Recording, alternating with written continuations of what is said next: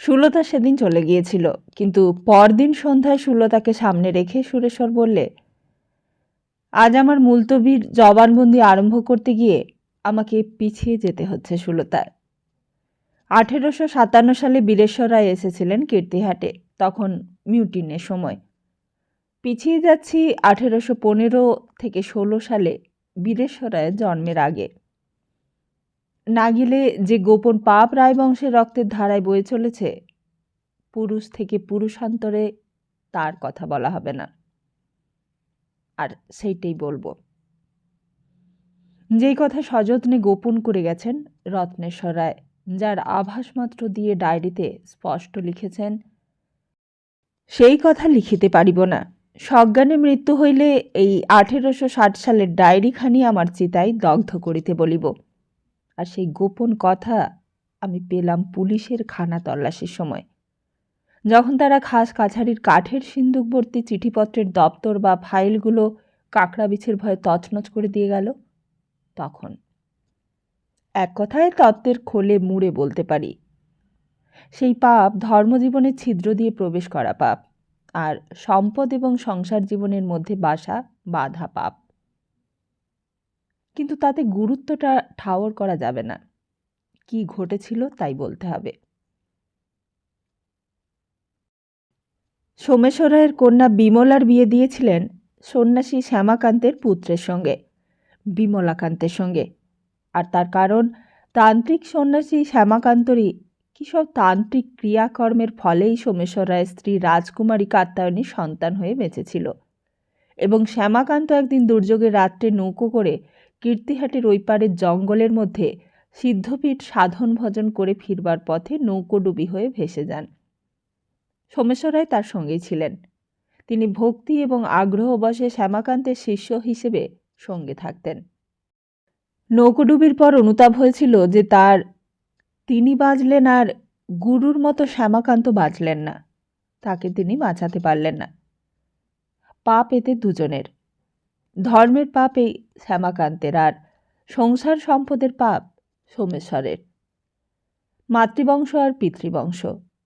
রত্নেশ্বর রায় থেকে দুই পাপ যুক্ত ধারায় চলে আসছে রক্তের স্রোত ধরে পুরুষানুক্রমে ধারা রেখে, আর ওইখানেই ব্যাধির মূল। সুলতা বাধা দিলে, বললে, পাপ পুণ্য এসব বাদ দিয়ে বলো। তাঁদের পাপ পুণ্যের বিচার আমরা নাইবা করলাম, তাদের পরের পুরুষরা যা করেছে সে দায়িত্ব তাদের। পূর্বপুরুষের ঘাড়ে চাপিয়ে লাভ কি বলো? আর হেরিডিটি যদি বলো, তা মেনেও বলবো, হ্যাঁ, দায়িত্ব পরবর্তী পুরুষদেরই।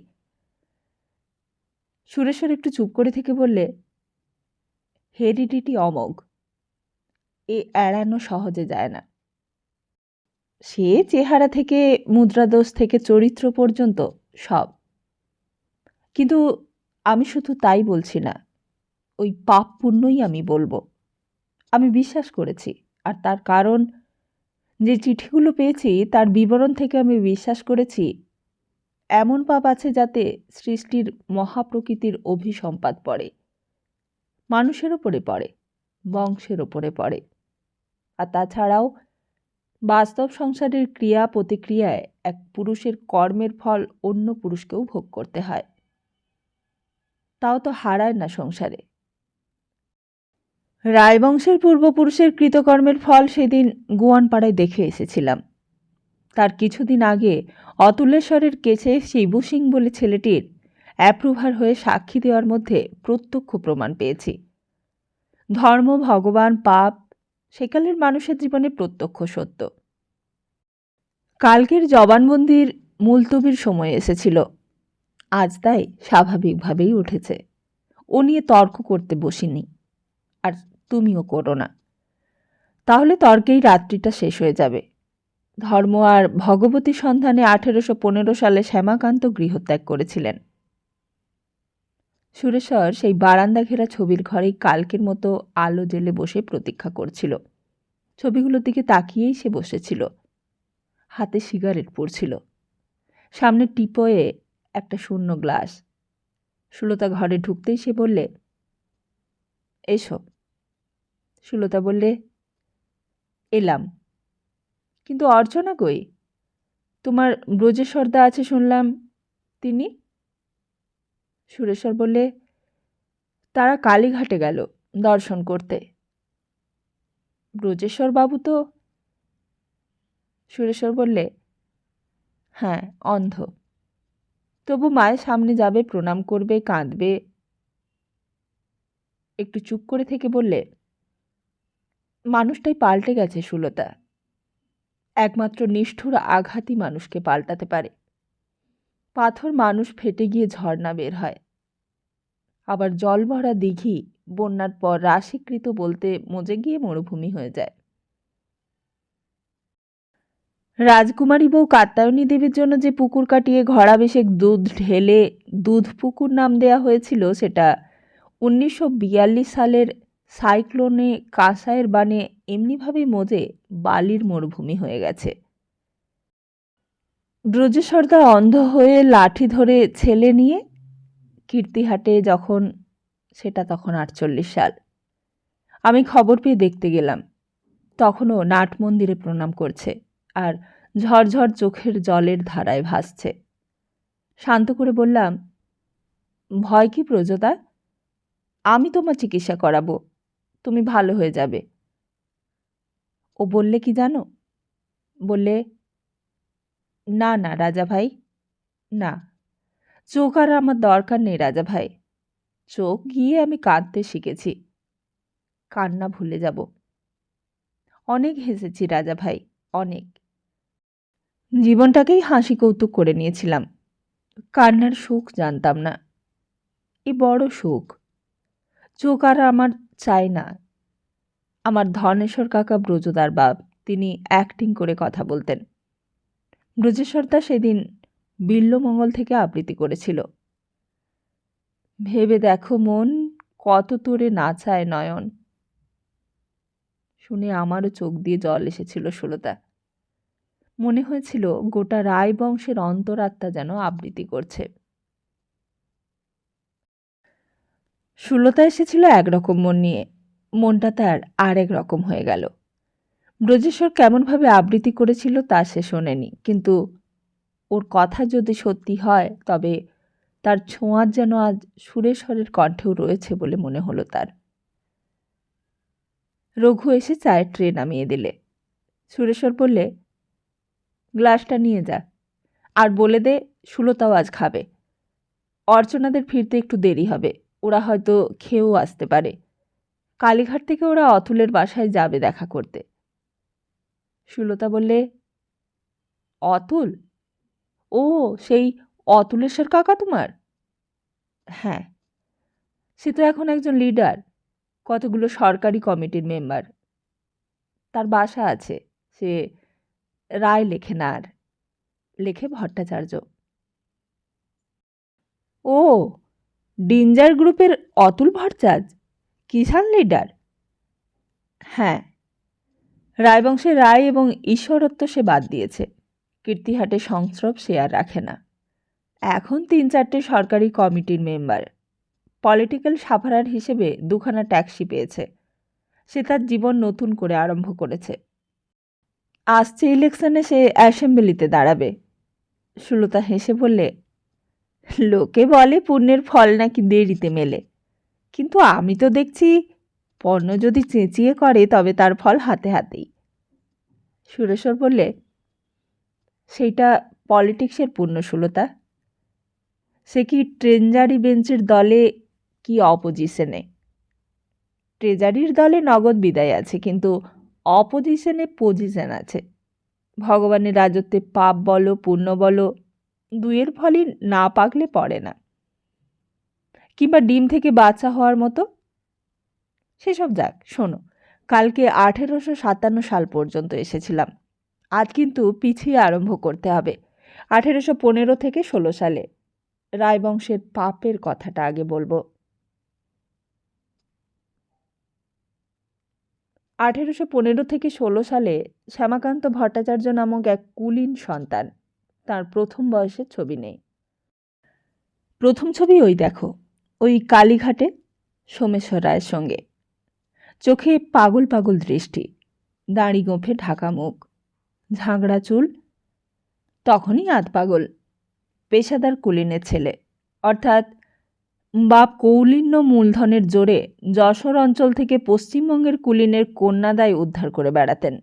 বছরে 1 মাস 15 দিন এক এক শ্বশুরবাড়িতে থেকে গুরুর বাৎসরিক পার্বণী, পুজোর বাৎসরিক পার্বণ, পিতৃপিতামহের একোদ্দিষ্ট বড়দিনের জজ ম্যাজিস্ট্রেট লাট সাহেবের ডালির মতো তাদের পাওনা নির্দিষ্ট ছিল। কাপড়, চাদর, পাথেয় এবং নগদ দক্ষিণা নিয়ে চলে যেতেন। একটা সস্থান ছিল এবং একজন পত্নী জীবন সঙ্গিনী থাকতেন। কাশীকান্ত ছিল শ্যামাকান্তের বাপের নাম। সেই কাশীকান্তের যিনি ঘরণী গৃহিণী, তাঁরই গর্ভের সন্তান শ্যামাকান্ত। কাশীকান্তের পেশা বিবাহ হলেও তিনি তন্ত্রমতে সাধন ভজনই করতেন, আর গানও তিনি গাইতে পারতেন। কাল এই কথা তোমায় বলেছি, তবু একবার মনে পড়িয়ে দিচ্ছি। শ্যামাকান্ত ছেলেবেলা থেকেই একটু যেন কেমন অস্বাভাবিক ছিলেন, কেমন একটা বাইরের নেশা ছিল। গ্রাম থেকে বেরিয়ে নদীর ধারে কিংবা বনে জঙ্গলে ঘুরতেন। আর ছিল তার গানের নেশা। ওই বিদ্যেই দখল নিয়েই তিনি জন্মেছিলেন, আর তেমনই ছিল তার কণ্ঠস্বর। একটু হেসে সুরেশ্বর বললে, এই কাল হলে মানুষটি মিথ্যে তন্ত্র সাধনা করতে আর ছুটত না, পাগলও হতো না, সিনেমায় মিউজিক ডিরেক্টর হতো। জীবনের কাম্য তার এর মধ্যে মিলিয়ে যেত। হাসিটা মিলিয়ে গেল সুরেশ্বরের। একটা দীর্ঘশ্বাস ফেলে বললে, এই মানুষটির মতো হতভাগ্য মানুষের জীবন কথা আমি পড়িনি, কারোর কাছেও শুনিনি, কল্পনাও করতে পারিনি। প্রথম যৌবনেই যখন বাপ মারা গেলেন, তখন তিনি পাখা মেললেন, গান গেয়ে বেড়ানো পেশা ধরলেন, আর তার সঙ্গে সাধন ভজন। দীক্ষা বাপের কাছেই নিয়েছিলেন। হঠাৎই মনের তন্ত্র সাধনার ইচ্ছা প্রবল হয়ে উঠল। এসে হাজির হলেন শ্যামনগরে পদ্মনাভ ভট্টাচার্যের কাছে। বললেন, দীক্ষা আমি বাবার কাছেই নিয়েছি, কিন্তু পুরস্চারণ হয়নি। আমাকে পুরস্চারণ করিয়ে দিতে হবে, পূর্ণাভিষেক দীক্ষা দিতে হবে। পূর্ণাভিষেক না হলে শক্তি সাধনায় অধিকার হয় না।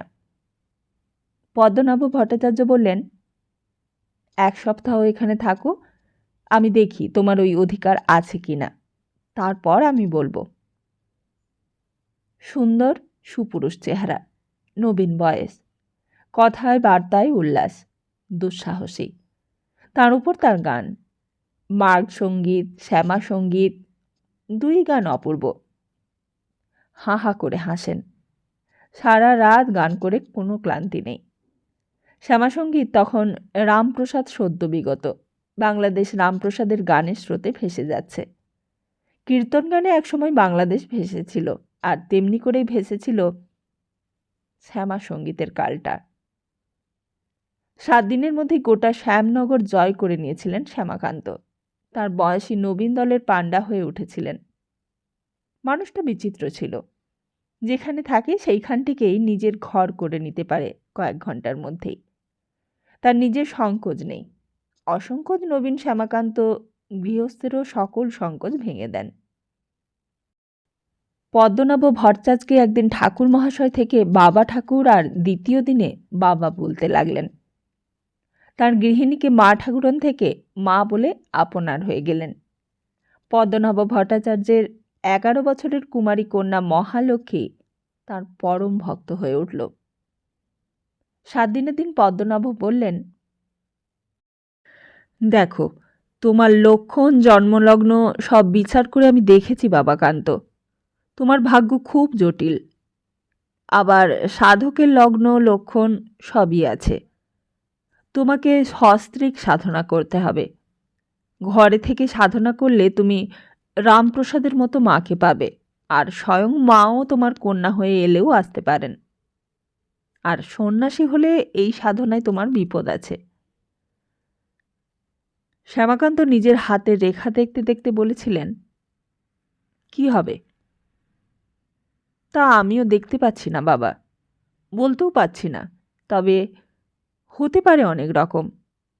উন্মাদ হতে পারো। মহাশক্তি তো ছলনাময়ীও বটেন। তাঁর ছলনায় যে কত রকমের কি হয়। শ্যামাকান্ত বলেছিলেন, তা হোক, তার সঙ্গে খেল খেলতে গিয়ে পাগল হলে না হয় তাই হব, তবে তাকে তো আমার পিছু পিছু ফিরতে হবে। পদ্মনাভ বললেন, একটা কথা বলি বাবা, শোনো। তুমি আমার মহালক্ষ্মীকে বিয়ে করো। ওর ভাগ্য খুব ভালো, তবে ওর পরমায়ু স্বল্প। তা হোক, ওকে বিয়ে করে তোমরা সস্ত্রীক পুনশ্চারণ করো, পূর্ণাভিষিক্ত হও। তোমার মন্ত্র আমি জেনেছি। এই তো। এই বলে কানে কানে তার দীক্ষার বীজ মন্ত্রটি উচ্চারণ করেছিলেন। শ্যামাকান্ত চমকে উঠেছিলেন। পদ্মনাভ ভট্টাচার্য বলেছিলেন, ওকেও আমি ওই মন্ত্রেই দীক্ষা দিয়ে রেখেছি। কুমারী হলেও দিয়েছি। ওর ভক্তিযোগ প্রবল। তোমার বাবা ভক্তিযোগে খামতি। জ্ঞানযোগ মানে ক্রিয়াকাণ্ডে আসক্তি প্রবল।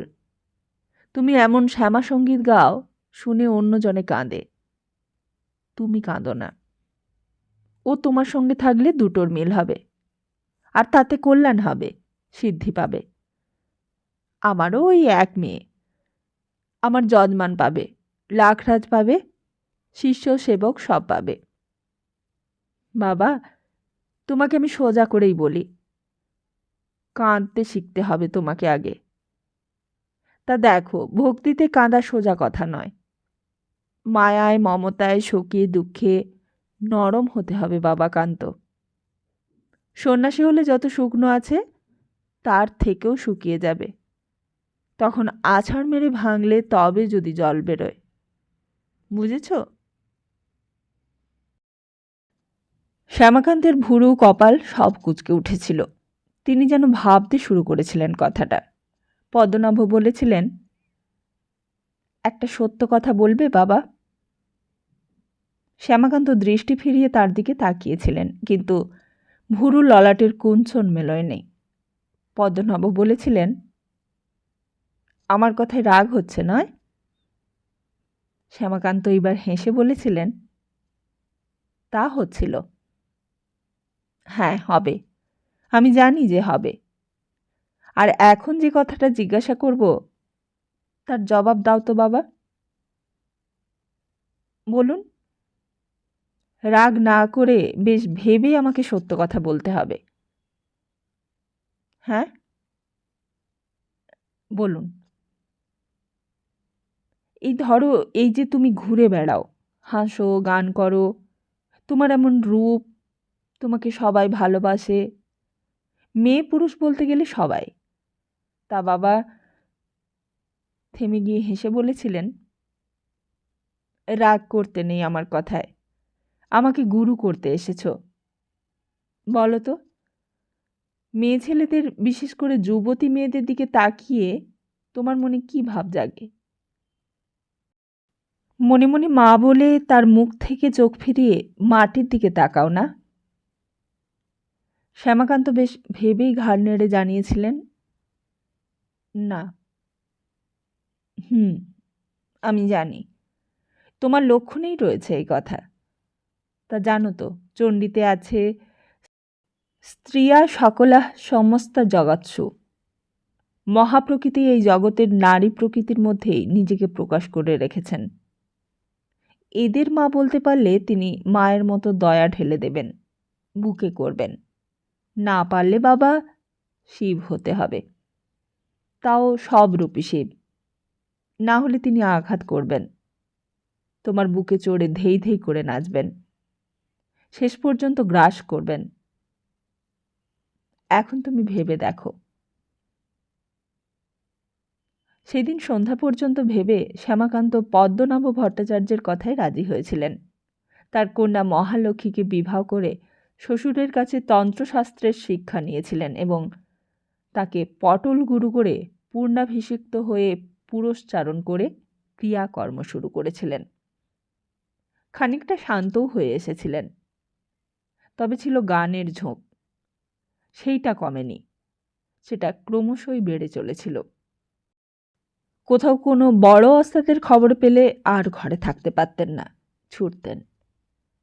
শ্বশুর পদ্মনাভ ভট্টাচার্য বারণ করতেন, বলতেন, বাবা, সিদ্ধি যদি চাও বাবা, তবে গান গেয়ে মাকে ডাকো।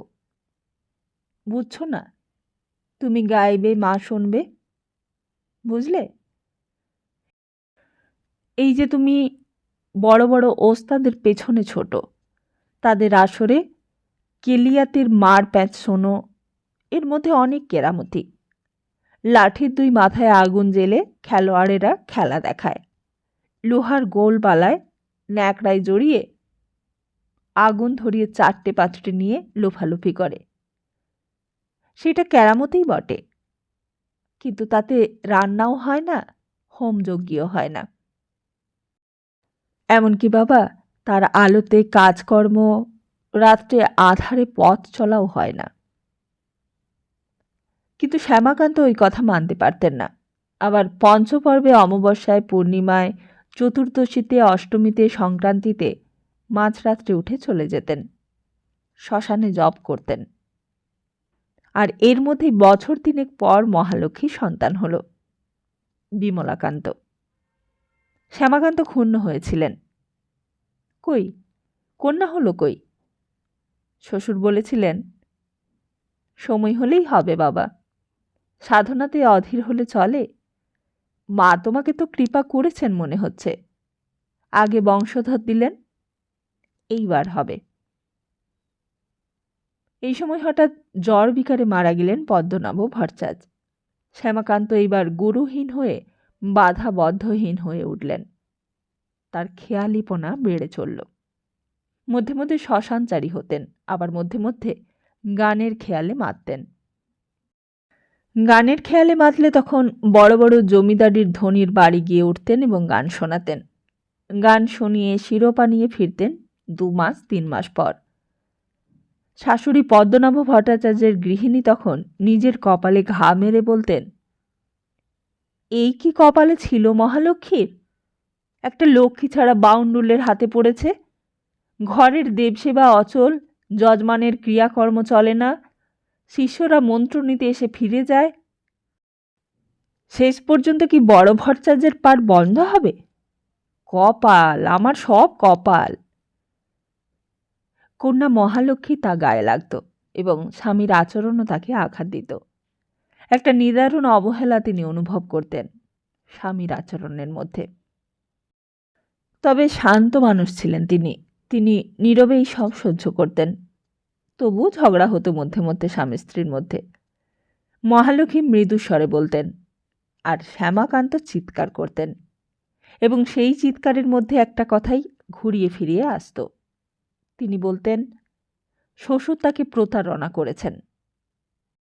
কিন্তু এমন সাধু মোলায়েম বাক্যে নয়, একেবারে সেই আমলের খাস চলতি কথাই বলতেন, ব্যাটা আমার গরু ভেবে দড়িতে বেঁধে আটকে গেছে। ব্যাটা জানতো না আমি গরু নই, আমি ষাঁড় নই, আমি মোষ, মহিষাসুর।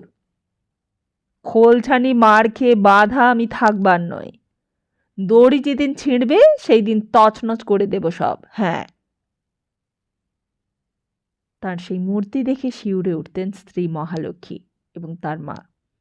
আর শুধু তাই নয়, গৃহের তান্ত্রিক আচরণ ত্যাগ করে তিনি বামাচারীর পথ ধরতে গেলেন। তান্ত্রিকের কন্যা মহালক্ষ্মীর কাছে এ অগোচর রইল না। তিনি কিছুদিন লক্ষ্য করে বললেন, এইসব কি হচ্ছে? কি? ভুরুকুচকে প্রশ্ন করলেন শ্যামাকান্ত। কি? আমাকে ফাঁকি দিতে চাচ্ছ? আমি কি কিছু বুঝি না ভেবেছ? বুঝিস তো বুঝিস। গুরুর দেখানো পথ ছাড়লে কি হয় জানো? জানি, কচু হয়। সেই কচু গুরুর ভাগ্যে নয়, নিজের ভাগ্যেও জোটে। গুরু তোমাকে মা বলে ভজনা করতে বলেছেন, আর তুমি তাকে শালি বলে গালাগালি দাও। হ্যাঁ দি, মা বললে সে মা, আর শালি বললে সে শালি। মা বলে ডেকে তো দেখলাম, করু না। ধুর, করুণা চাইলে দেমাগ বাড়ে। আর করুণা চেয়ে পাবোটা কি শুনি? শালা মুষ্টি ভিক্ষে। যা না, 10 বাড়ি ঘুরে কেঁদে আয়, দেখ মুষ্টি ভিক্ষের বেশি কি মেলে দেখ। শালা মারি তো গন্ডার, লুটি তো ভাণ্ডার। বুঝেছি, জবরদস্তি চুলের মুঠো ধরে আষ্টে পিষ্টে বেঁধে ওকে বশ না মানালে ও মানবে না। শালা ওই পথ। আর শাশুড়িকে বললেন, ওসব তোমাদের শুদ্ধাচারে পুজো টুজো আমার দ্বারা হবে না। তুমি পুরুত দেখো, দিগে বন্দি পুজো, শক্তিপাঠ বৈষ্ণব পাঠ, তাও আবার শক্তিপাঠে কালী দুর্গা জগদ্ধাত্রী পুজোতে সকাল থেকে 3 প্রহর পর্যন্ত বন্দি। লোক রাখো, ও আমার দ্বারা হবে না। তা লোকের অভাব সেই কালে ছিল না। ব্রাহ্মণেরা, বিশেষ করে গৃহস্থ ঘরে যাদের তারা ত্রিসন্ধ্যা করত, পুজো পাঠ করত নিত্য নিয়মিত, তাদের অভাব ছিল না। পদ্মনাভ ভট্টাচার্যের বংশের পেশা গুরুগিরি।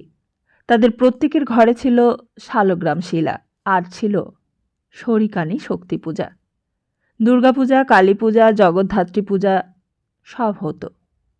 10 ঘর জ্ঞাতির পুজো, 6খানি দুর্গা, 8খানি কালী, 4খানি জগদ্ধাত্রীর প্রতিমা গড়ে পুজো হতো। আর মাঝখানে একটি খড় আটচালা ঘিরে 4টি চণ্ডী মণ্ডপে। বিচিত্র এক ব্যবস্থা। কোনো প্রতিমার সামনে বলি হতো, আবার কোনো প্রতিমার পুজো হতো বৈষ্ণব মতে। শালগ্রাম শিলা বিষ্ণুর প্রতীক, হিংসা রক্তপাত তার সামনে নিষিদ্ধ। কিন্তু শ্যামনগরে ভট্টাচার্য বাড়িতে শিলারূপী বিষ্ণুর সামনে তার নিষেধ ছিল না। কেবল সেই কয়েকদিনই তার অন্নভোগ হতো না, কারণ বলির খপরে রক্তপূর্ণ হলেই তখন সব অন্নব্যঞ্জন আমিষ হয়ে যেত। এই ছাড়াও শিব মন্দিরে ছিল শিবলিঙ্গ। শিষ্য সেবক ছিল দেশ জুড়ে, কেউ চাইতো বৈষ্ণব মন্ত্র, কেউ শাক্ত, কেউ বা শৈব। শ্যামনগরের ভট্টাচার্যদের বাড়িতে এসে যে যে মন্ত্র চাইতো তাই পেত। তাঁরা ছিলেন দেবোত্তরের ভাড়ারে, ভাড়ারে সব থাকত। যার যা প্রার্থনা তার তাই মিলত।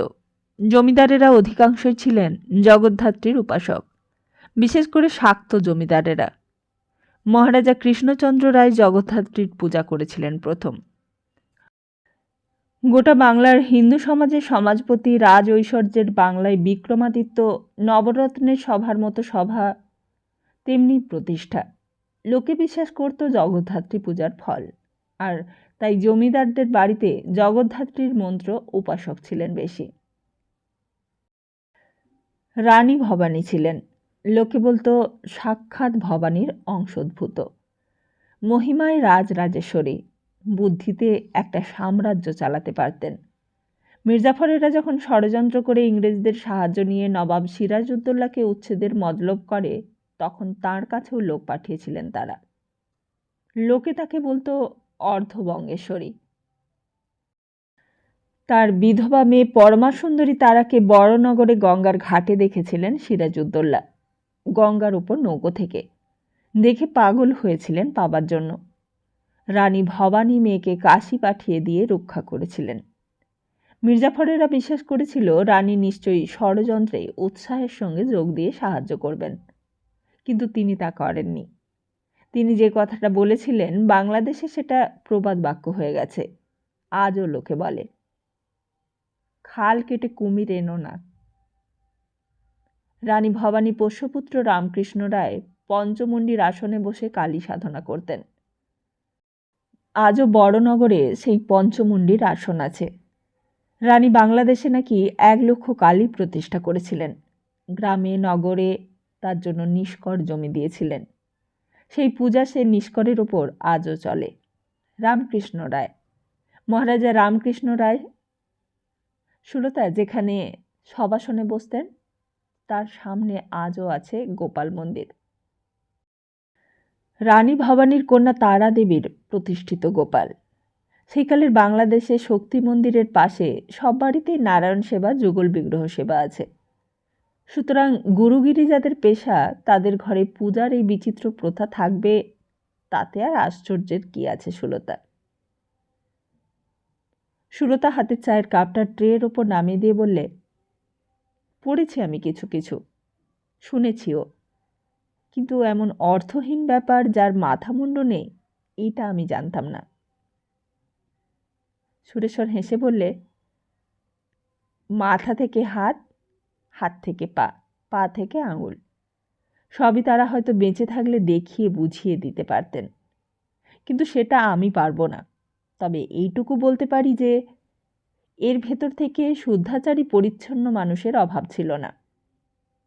আজও তাকিয়ে দেখো সুলতা, দুনিয়ার দিকে তাকিয়ে দেখো, ধনতন্ত্র সমাজতন্ত্র পাশাপাশি বাস করছে। এ বলছে ওর মধ্যে নোংরামি বেশি, আর ও বলছে ওর ভেতরের কদর্যতার মতো কদর্যতা আর হয় না, নেই। ওসব ঝগড়া এখন থাক। আমি বলছি সেই কালের, মানে 1815 সালের কথা, সেই কথাই এখন বলি। 1815 কিংবা 16 সালে এরপর শ্যামাকান্ত একদিন নিরুদ্দেশ হলেন, স্ত্রী শিশুপুত্র সব ফেলে।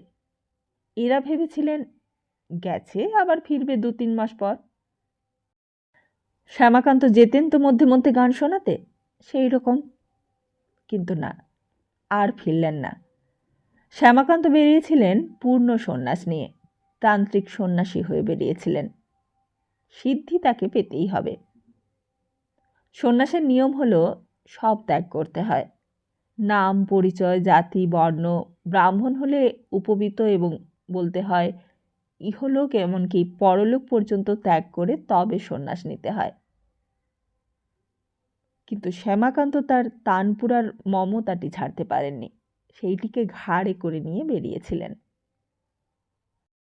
আর এসে উঠেছিলেন কালীঘাটে, মহাপীঠ কালীতীর্থ কালীঘাট, পাশে কেওড়াতলার মহাশ্মশান, সেইখানে সাধনা করবেন, সব সাধনা।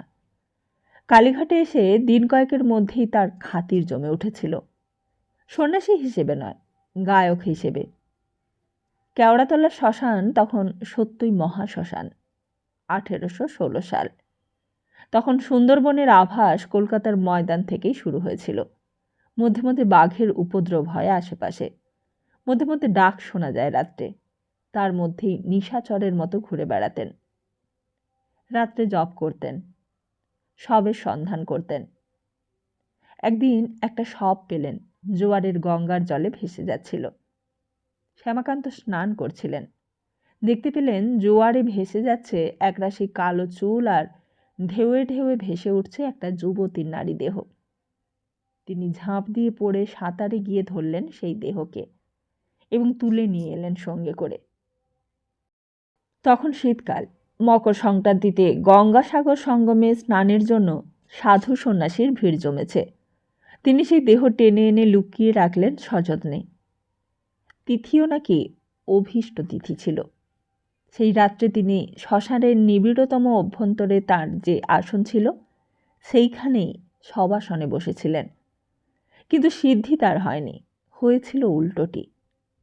আর সঠিক কি ঘটেছিল তিনি জানেন। তবে লোকে বলতো তাকে আসন ওই শবের বুক থেকে মহাশক্তি ছুঁড়ে ফেলে দিয়েছিলেন গঙ্গার কিনারায়। তিনি অজ্ঞান হয়ে পড়েছিলেন সমস্ত রাত্রি। তন্ত্র সাধনায় এই ধরনের ঘটনার কথা অজস্র শোনা যায়। তুমি শুনেছ কিনা জানি না। নাটোরের রাজা রামকৃষ্ণ রায় সম্পর্কে এমন সব অনেক গল্প আছে। তিনি সবাসনে বসে যখন ধ্যান করছেন, তখন নাকি মা রানী ভবানীর কণ্ঠস্বরে চমকে উঠে দেখেছিলেন তিনি ক্রুদ্ধ হয়ে তাকে শাস্তি দিতে আসছেন, অথচ রানী ভবানী তখন ঘরে নিদ্রামগ্ন। রাজা রামকৃষ্ণ এই মায়াময়ী রানী ভবানীর ভয়ে আসন ছেড়ে উঠে পালাতে গিয়ে পড়ে অজ্ঞান হয়ে গিয়েছিলেন। এমন কিছু ঘটেছিল শ্যামাকান্তেরও। তিনিও অজ্ঞান হয়ে পড়েছিলেন, আর পরদিন সকালে তাকে দেখতে পেয়েছিলেন আরেক সন্ন্যাসী, উত্তরপ্রদেশের বৈষ্ণব সাধু। শুনেছি সবাসনের সবটি নাকি তখন ছিল না, ছিল একটা কঙ্কাল আর এক রাশ চুল। ওই বৈষ্ণব সন্ন্যাসীর যত্নেই শ্যামাকান্ত বেঁচেছিলেন, আর সুস্থ হতেও কিছুদিন লেগেছিল। শ্যামাকান্তর মৃত্যুকালে বলেছিলেন, ওহ, তার সঙ্গে যদি দেখা না হতো ওই তার ছবি সুলতা। ওই দেখো, মৃত্যুশয্যায় শ্যামাকান্ত, মুখে রেখায় রেখায় আলোর ছটা পড়ছে। এই পাশে বীরেশ্বর রায়, আর ও পাশে দেখো ভবানী দেবী, পায়ের তলায় বিমলাকান্ত। তিনি মারা গিয়েছিলেন যেই বছর বীরেশ্বর রায় ভবানী দেবীকে ফিরে পান, সেই বছরই 1860 সাল। এখানকার লোকে জানতো তিনি মারা গিয়েছিলেন 40 বছর আগে, আর এই কীর্তিহাটেই কাঁসাইয়ের জলে ডুবে। কিন্তু না, তিনি জলে ভেসে গিয়ে কাঁসাইয়ের একটা বাঁকে গিয়ে চড়ায় উঠেছিলেন। 40 বছর পর হতভাগ্য শ্যামাকান্ত মৃত্যুর সামান্য কিছুদিন পূর্বেই সুস্থ হয়েছিলেন। তার সেই উন্মাদ রোগ বলো উন্মাদ রোগ, অথবা মহাশক্তির নিষ্ঠুর প্রহার বলো নিষ্ঠুর প্রহার, তা থেকে মুক্তি পেয়ে বীরেশ্বর রায়কে পত্র লিখেছিলেন সাক্ষাৎ প্রার্থনা করে। আর সেই পত্রে তিনি তার জীবনের বিচিত্র ঘটনাগুলি অকপটে খুলে লিখে অনুরোধ করেছিলেন, একবার তোমার সাক্ষাৎ প্রার্থনা করি, তুমি আমার জামাতা। আমার যে পরম পুণ্যফলকে মহামায়ার প্রসাদকে অগ্নিকুণ্ডে নিক্ষেপ করিয়া বিনিষ্ট করিতে চাহিয়াছিলাম, তাহা তুমি উদ্ধার করিয়াছ। আমি যাহা বলিতে চাহিয়াও বলিতে পারি নাই, মহাকোপে কুপিতা শক্তি যাহার জন্য আমার কণ্ঠ রোধ করিয়া গলা টিপিয়া ধরিয়াছে, সেই কথা তুমি আমাকে বলাইয়াছ। তাহা অবশ্য স্পষ্ট হয় নাই, পরে মহাসিদ্ধ সাধকের কৃপায় তাহা আমি বলিয়া আজ সুস্থ হইয়াছি। আজ আমি জাতিভ্রষ্ট, সাধনাভ্রষ্ট, আমি ঘৃণিত, হয়তো মৃত্যুতে অনন্ত নরক। এই সময় তোমায় একবার সাক্ষাৎ প্রার্থনা করি। বীরেশ্বরায় গিয়েছিলেন, মৃত্যুকালে শান্তিতে মরেছিলেন শ্যামাকান্ত। তার সেই পত্র আমি পেয়েছি, আমার কাছেই আছে, এইখানেই আছে। আর আরও একখানি পত্র, সেই পত্র লিখেছিলেন কীর্তিহাটের কুড়ারাম রায় ভট্টাচার্যের কুলগুরুর বংশধর, সোমেশ্বর রায়ের কুলপুরোহিত, কালী মায়ের সেবক, সোমেশ্বর রায়ের দেবোত্তরের অন্যতম টাস্টি রামব্রহ্ম ন্যায়রত্ন। তিনি পদত্যাগ করবার জন্য বীরেশ্বর রায়কে পত্র লিখেছিলেন। সব কথা তিনি মুখে মুখে বলতে পারেননি, বীরেশ্বর রায়কে পত্র লিখে জানিয়েছিলেন। বীরেশ্বর রায় তখন কীর্তিহাটে স্থায়ীভাবে বাস করছেন, এসেছেন ওই মিউটিনের সময়। 1857 সালে জুন মাসে কলকাতার অবস্থা দেখে চলে এসেছিলেন। মেটিয়াবুরুজে বন্দী অযোধ্যার নবাব ওয়াজিদ আলী শাহকে যেদিন ফোর্ট উইলিয়ামে নিয়ে গিয়ে আটক করে ইংরেজ কর্নেল, সেই দিন ওয়াজিদ আলী শাহ কেঁদেছিলেন। আর সেই দৃশ্য দেখার পর বেদনাই হোক বা ভয়েই হোক, হয়তোবা দুয়ের জন্যই কীর্তিহাটে ফিরে এসে বিষয় নিয়ে প্রমত্ত হয়েছিলেন। ডিসেম্বর মাসে একবার কলকাতায় গিয়েছিলেন একটা সই দেবার জন্য। রাইট অনারেবল চার্লস জন ভাইকাউন্ট ক্যানিংয়ের কাছে বাঙালি মহারাজা রাজা এবং জমিদারদের পক্ষ থেকে বিদ্রোহী সিপাহীদের হাত থেকে দিল্লি উদ্ধার করার পর অভিনন্দন এবং আনুগত্য জানিয়ে যে অ্যাড্রেস দেয়া হয়েছিল, তাতে সই করতে গিয়েছিলেন। মাই লর্ড, আমরা বঙ্গপ্রদেশের রাজা, জমিদার, তালুকদার, ব্যবসায়ী এবং অন্যান্য দেশীয় অধিবাসীরা দিল্লির পুনর্দখলের পর সর্বপ্রথম সুযোগে আপনার লর্ডশিপ ও কাউন্সিলকে আমাদের আন্তরিক অভিনন্দন জানাচ্ছি। যে অসামান্য সাফল্য ব্রিটিশ সেনাবাহিনী অর্জন করেছে, যা ব্রিটিশ ভারতের ইতিহাসে অতুলনীয়। আর এই দরখাস্তের প্রথম সই ছিল মহারাজা ধীরাজ মহাতাব চাঁদ বাহাদুর বর্ধমানাধিপতির। দ্বিতীয় সই ছিল রাজা রাধাকান্ত দেব বাহাদুরের। বীরেশ্বর রায়ের সই তার বেশি নিচে ছিল না, 2500 সই ছিল এই দরখাস্তে। যারা সই করেছিলেন তাদের মধ্যে প্রাচীন আমলের জমিদার রাজা যারা, তারা হয়তো অনেকেই মনের ভাব চেপে দরখাস্ত করেছিলেন, কিন্তু বীরেশ্বর রায় মনোভাব চাপেননি। কুড়ারাম রায় কোম্পানির কর্মচারী থেকে জমিদার, তার সই অকপট, তার পরিচয়পত্র চিঠিপত্রে আছে। এরপর নিশ্চিন্ত হয়ে ইংরেজের ছায়াপত্রতলে থেকে নিশ্চিন্ত হয়ে তিনি আপন পরিকল্পনার মতো দেশ উন্নতি, তার জমিদারির উন্নতি সমস্ত কিছু করতে আরম্ভ করেছিলেন। দুষ্টকে দমন, শিষ্টকে পালন করে আদর্শ জমিদার হতে চেয়েছিলেন। স্কুলের পত্তন হয়েছিল। কাঁসাইয়ের ধার বরাবর বন্যারোধী বাঁধের ভাঙনগুলিকে সংস্কার করিয়েছিলেন। গ্রামের রাস্তাঘাট মেরামত করিয়েছিলেন। আর ওদিকে শুরু হয়েছিল নতুন পত্তনি নেওয়া মহলগুলিতে নতুন বন্দোবস্ত। খাজনা বৃদ্ধি, পতিতাবাদ, সেচের জন্য বাঁধ তৈরি, পুকুর কাটাই, ভাদ্র আশ্বিনে গরিব প্রজাদের ধান চাল সাহায্য এবং তার সঙ্গে বিচার। তার সঙ্গে গিরীন্দ্র আচার্যের অধীনে একটি বড় রকমের মামলা সেরেস্তা খুলেছিলেন। প্রথম মামলা দায়ের হয়েছিল গোপাল সিংহের নামে। একসঙ্গে 18টি মোকদ্দমা। গোটা জমিদারিতে প্রথম বছরেই দেওয়ানি ফৌজদারিতে 400 মামলা দায়ের হয়েছিল মেদিনীপুর আদালতে। দ্বিতীয় বছরে মামলার সংখ্যা বাড়ল, আর এইবার মামলা বাঁধল শ্যামনগরে। শ্যামনগর বীরেশ্বর রায় পত্তনি নিলেন ওই দেশ সরকারদের কাছ থেকে। শ্যামনগরের প্রজাদের মুখপাত্র দাঁড়ালেন কমলাকান্ত ভট্টাচার্য। কমলাকান্ত তখনও রত্নেশ্বর রায় নন, তখনও তার পরিচয় তিনি বীরেশ্বর রায়ের ভাগ্নে। কমলাকান্তের পেছনের প্রজাদলের মধ্যে সর্বাগ্রে ছিলেন ঠাকুরদাস পাল। সুরেশ্বর উঠে গিয়ে ওই দিকে টেবিল থেকে একটা কাগজের বান্ডিল নিয়ে এসে বসল। বললে, লাট যুগলপুরের পত্তনি পাট্টার দলিলখানা আর ওই বিষয় চিঠিপত্রের বিচিত্র কথা আছে, তোমায় আমি শোনাব। 1859 সাল। বাংলাদেশে সিপাহী বিদ্রোহের আগুন নিভেছে। কোম্পানির হাত থেকে ভারতবর্ষ ইংল্যান্ডের শরীর এম্পায়ার অথবা খাসমহল হয়েছে।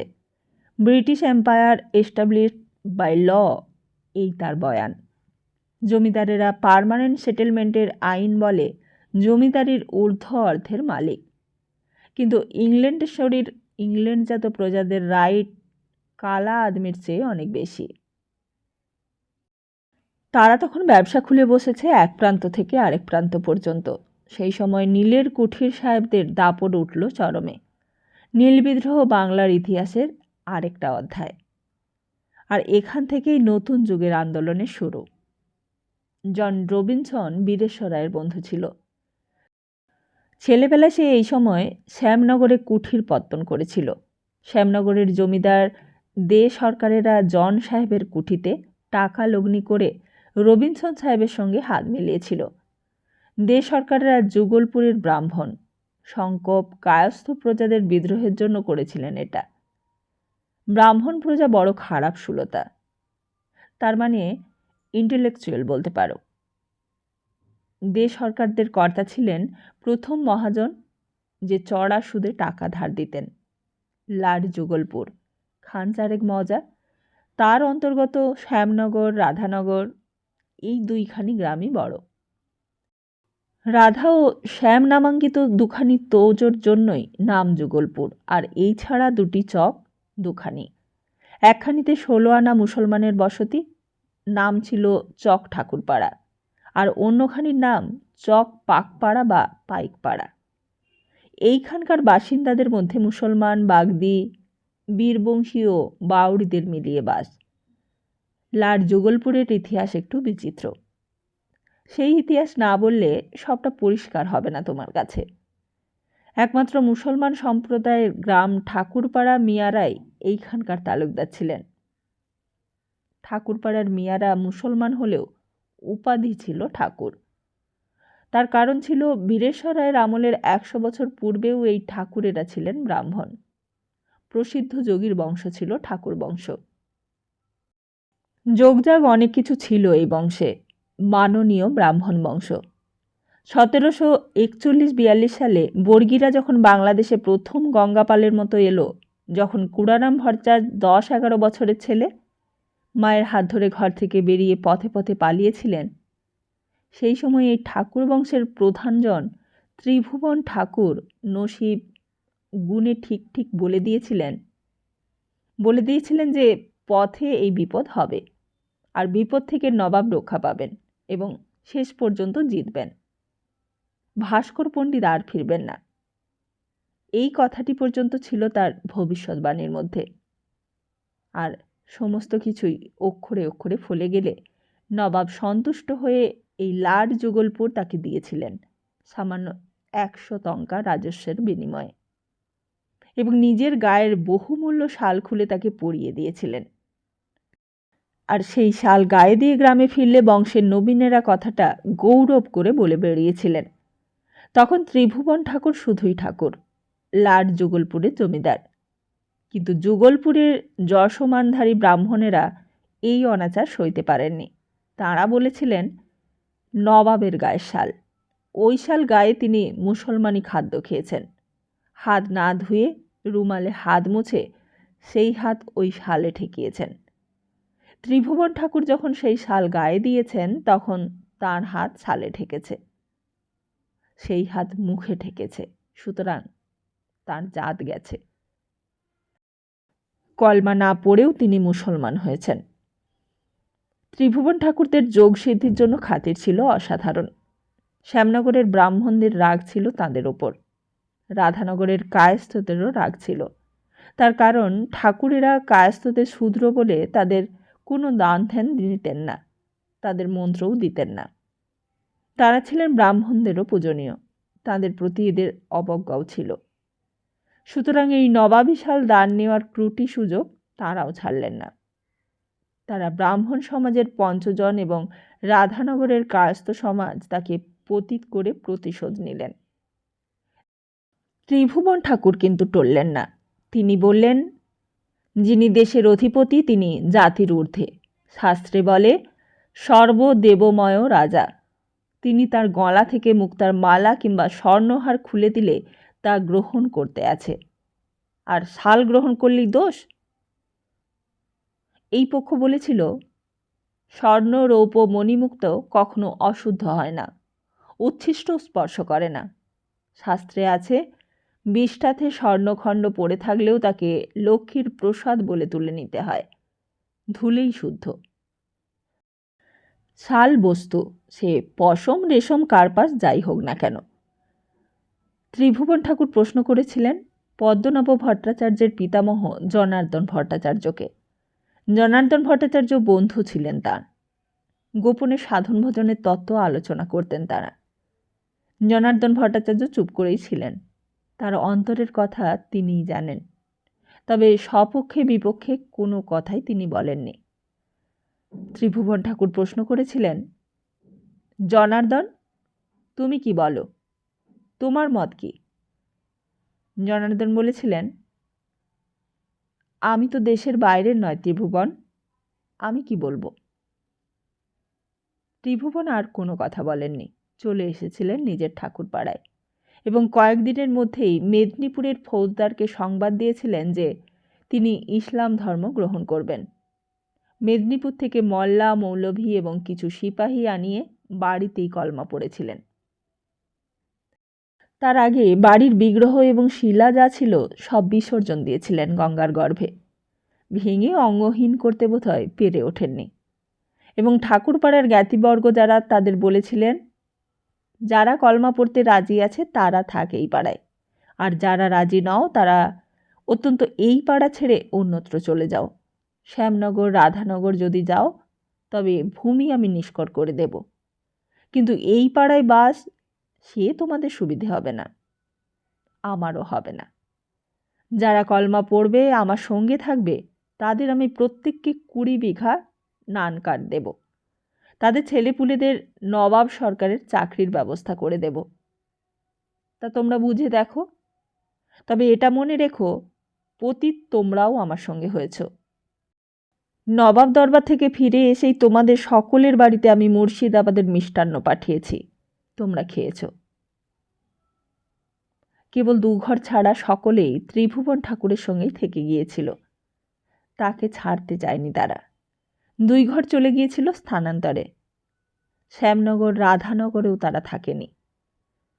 ত্রিভুবন ঠাকুর কলমা পড়ে মুসলমান হয়ে নাম নিয়েছিলেন মোহাম্মদ আবু সবের খাঁ, কিন্তু খাঁ উপাধি তার কায়েম হয়নি।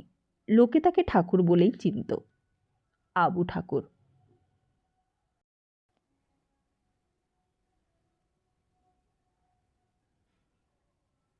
তাহলে আজকের মতো এখানেই শেষ করছি, আর ফিরছি খুব তাড়াতাড়ি আগামী পর্বটি নিয়ে।